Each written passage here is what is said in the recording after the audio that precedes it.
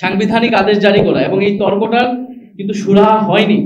আমরা ঐকমত্য কমিশনে এই জন্য বারবার বলছিলাম, ঐকমত্য কমিশন বাস্তবায়ন প্রক্রিয়া আলোচনা ছাড়াই বন্ধ হয়ে যেতে দিয়েছিল। তখন আমাদের প্রতিনিধিরা এটা জোর করেছিল যে বাস্তবায়ন প্রক্রিয়া নিয়ে আলোচনা করতে হবে। সেই আলোচনাটা যদি আরো একটু কিছু করা যেত এই বিষয়গুলো শুরু হওয়া সম্ভব ছিল। বিদ্যমান সংবিধানের অধীনে এই ধরনের সাংবিধানিক আদেশ জারি করার কোনো এখতিয়ার, বৈধতা বর্তমান প্রেসিডেন্টের নাই। আপনাকে যদি এই ধরনের সাংবিধানিক আদেশ জারি করতে হয় তাহলে তার বৈধতা আপনাকে নিতে হবে জুলাই গণ অভ্যুত্থান থেকে, যেখানে জনগণের সার্বভৌম অভিপ্রায়ের প্রতিফলন ঘটেছিল। ফলে জুলাই গণ অভ্যুত্থানের অভিপ্রায় বর্তমান প্রেসিডেন্ট যিনি রয়েছেন তিনি ধারণ করতে পারেন না। তার কাছ থেকে এই আদেশ জারি হলে সেটি নৈতিকভাবে, রাজনৈতিকভাবে জনগণের কাছে গ্রহণযোগ্য হবে না।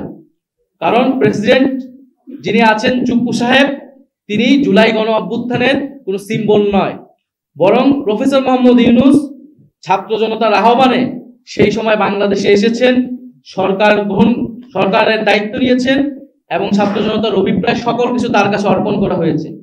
ফলে আমরা বলছি সাংবিধানিক আদেশ যেহেতু আপনি বিদ্যমান সংবিধানের ভিতর থেকে দিতে পারবেন না, তার বাইরে যেয়ে দিতে হবে।